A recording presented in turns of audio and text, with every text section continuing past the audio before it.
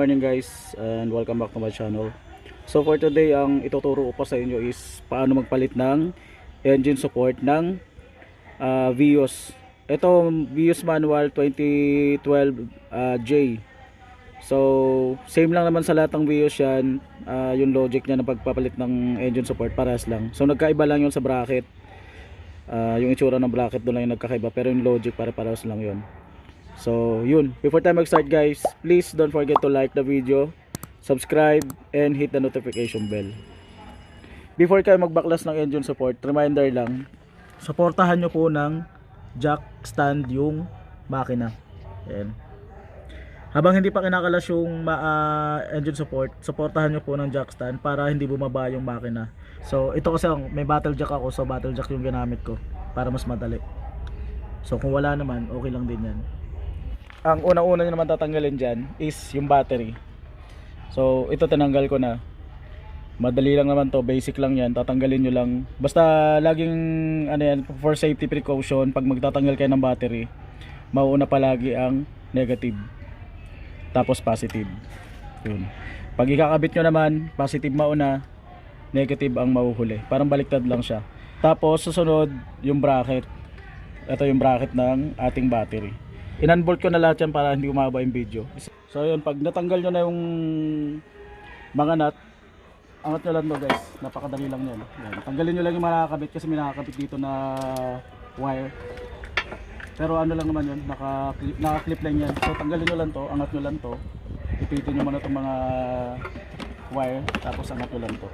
So ganun lang siya kadali.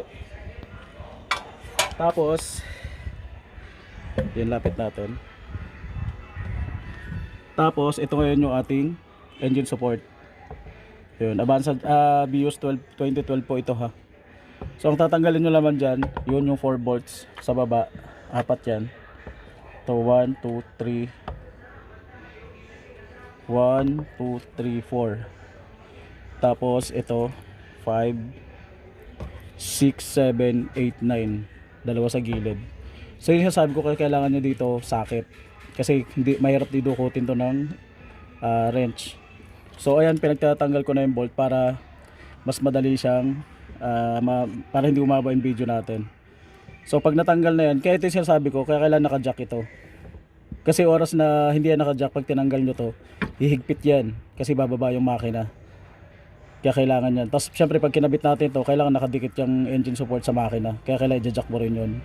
Kaya para hindi ka na mahirapan, suportahan mo na agad ng jack sa ilalim bago magkalas nito. Para pag kabit mo ng bago, nakasalpak na siya. So yun, pag natanggal mo na lahat ng bolt, paras lang nung hugutin mo lang to. So ayan, hilain mo lang to. Ayan. So yun guys. Actually may option kayo, kung nasisikipan kayo, pwede nyo tanggalin tong air cleaner housing, pwede tanggalin yan. Pero kung carry lang naman, hindi na. Although madali naman tanggalin to. So ayun, papakita ko sa inyo yung bracket. So ito yung bracket natin guys. Actually bago na to, pinabenta ko na yung luma. So ito jag yung tatak nya. O yun guys, katulad sinabi ko, yung mga parts na binibili ko since tax ito, replacement lang. So ito jag 1350, 14 actually ang tinda nila. Usually ang pinapalitan dyan yung bracket, kasi ito yung goma nya, yan, yung goma nya yung nasisira. Wala na kasi yung luma pero as in itong goma na to natanggal na kasi. Itong goma na to, yung pinagkakapitan nitong bracket mismo, natanggal na siya. As in loose na siya. Wala na talaga, naputol na lahat ng goma. Kaya kailangan mo siyang palitan pagka ganun. Tapos ang gagawin mo ron, pag nakabili ka na nito, kasi usually sa auto shop pinapadala yung luma sample. So dalhin mo lang to. Tapos pero bago mo dalhin, kalasin mo na to. Ito kinakalas to. So yung pag nakita mo, ayan. Ayan. Mahabang bolt lang yan. Tanggalin mo lang to. May nut yan dito sa dulo. So ayan. May nut yan dito. Bolt lang yan. Parehong 14 lang yan. Lagyan mo lang dito ng pangontra. Bahala ka na, pwede namang katala dyan. Or open and close wrench. Tapos suportahan mo lang dito mo luwagan, dito mo suportahan, tapos dito mo luwagan. So Hindi ko na ipapakita kasi basic naman yan. So ayun. So pagka tinanggal mo na yan, mahuhugot mo na to. Tapos pumili ka ng bagong bracket. So pag kinabit mo naman siya guys, hindi mo dito ipapasok kasi masikip. Ang papasok mo yan dito sa side. Dito mo siya ipapasok dito. Lalo pagka mga replacement, medyo masikip. Kasi pag dito mo pinasok sa ibabaw yan, masikip. Ang gagawin mo dyan, dito mo ipapasok sa gilid. Pag ganyan ang pasok, pag ganun. Tapos, pukpukin nyo ng martilyo para sumakto siya. So, ganun lang siya kadali. Kailangan mo lang talaga ng tools. So, yun, ibabalik na natin siya. Hindi ko na ipapakita yung pagkakabit nito. Basic lang naman to. Kapapakita ko na lang pagka binalik ko na dun sa bracket. So, yun guys, bali babalik na natin tong ating bracket. So ang gagawin nyo dun, yung bolt na to, ito, huwag nyo munang higpitan. Para pag binilik natin siya, pwede mo siyang galaw-galawin pa. Higpitan mo na lang siya kapag nasalpak mo na siya sa engine. So yun dyan, ang napakadali lang naman ito ikabit. Ayan. Salpak mo lang siya dyan. Tapos ito, may guide naman siya. Ito kung nakikita nyo itong dulo. Ayan. So itong dulo na to, may butas yan dito. Yun, papasok mo yan dyan. Ayan. Pasok mo siya doon. Ayan, para swak na siya. Tapos ito yung sinasabi ko na luwagan mo muna. Huwag nyo muna higpitan bago nyo ikabit. Kasi para nagagalaw-galaw natin siya. Ayan. Tapos tapat nyo lang. Ayan, medyo hindi kasi siya yung tapat na tapat. So una nyo ilak itong sa taas.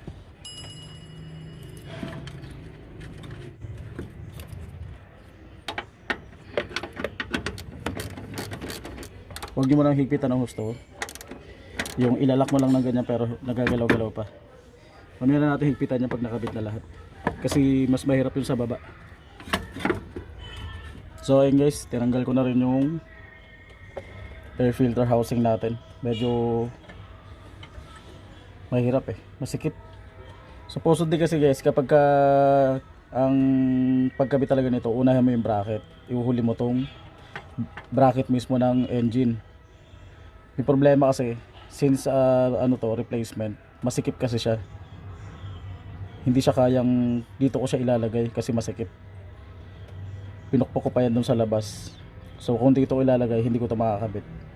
Kaya nakakabit na siya. Pero dapat talaga yan, ang una mo dyan bracket para maluwag yung space mo dito.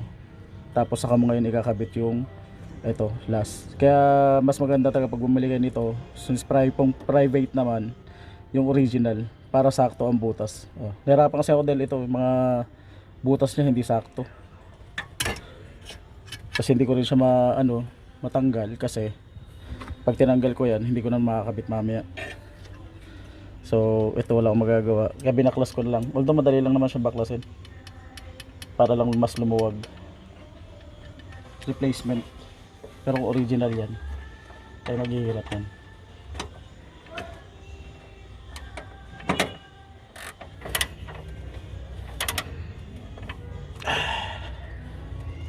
Yun.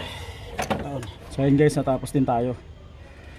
Medyo struggle is real pagka replacement talaga.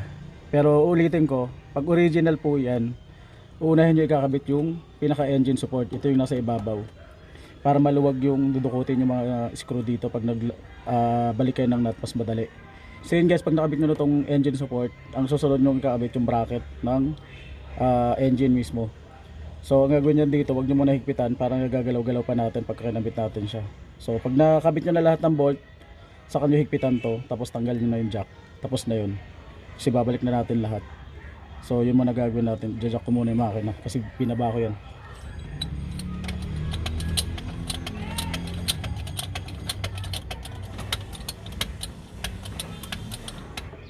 So ayan, bali tandaan nyo lang yung mga kinabit yung bolt. Balik nyo lang yung mga pinagtatanggal yung bolt. Guys, huwag nyo higpitan pagka hanggat hindi nyo nalalagay lahat ng nut.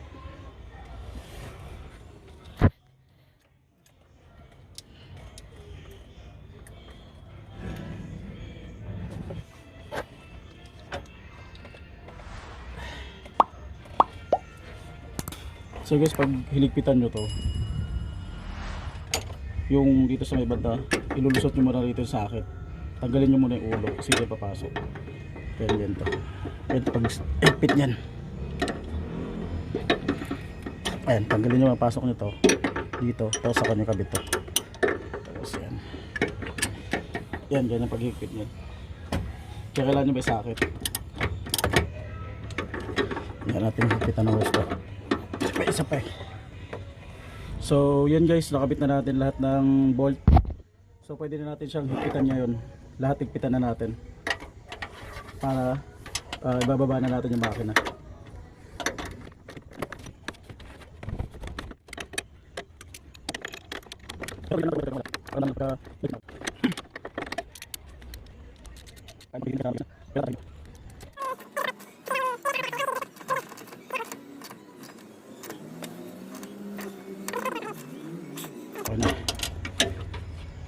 Ngayon bababaan na yung makina, tatanggalin na natin yung jack para sumakto na to sa pwesto, saka natin to hihigpitan. So yun guys, natanggalan natin yung jack, pwede na natin to higpitan. Kontrolin lang kabila ng wrench, 14 yan pareho. So yan, para mas madali dito tayo maghigpit. So yun guys, so yun guys, done. So babalik na natin yung mga pinagtatanggal natin. Unahin natin tong bracket ng ito, yung bracket na to. Kasi parang tayo mahirapan mamaya. Doble tayong tanggalin.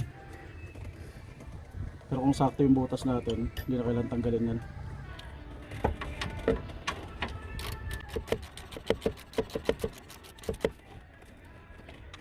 So yun guys, balik nyo na to yung mga pinagtatanggal natin.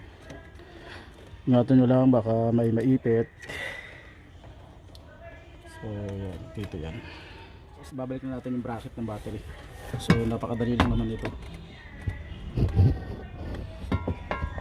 Yan. So balik lang natin yung bracket ng battery.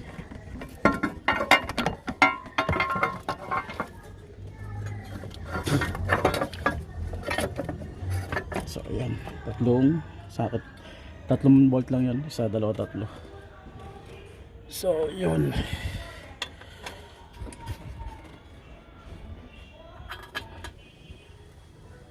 tapos eto,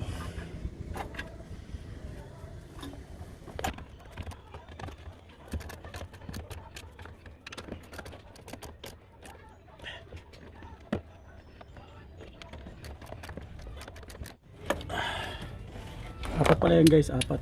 Yun pa yung isa sa ilalim. So yun sabi ko, pagka wala kayong sakit, hindi nyo may babalik yan. So guys, next is balik natin yung battery. Yun, sa mga hindi pa nakapagpapalit ng battery, ano po yan, ayan, sa mga hindi pa nakapagpalit ng battery, hindi ka pa nakapag-try, positive, ito po yung positive, nakasulat naman yung positive, ito negative. Yung positive, yung red, ito. So siguraduhin nyo lang walang naipit na wire. Ayan, positive muna. Sagad nyo lang, siguraduhin nyo hindi siya maluwag. Tapos kabit na natin itong lock muna para hindi siya gagalaw-galaw. Ayan.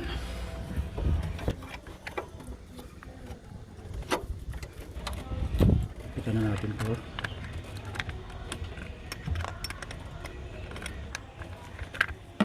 Tapos negative naman tayo.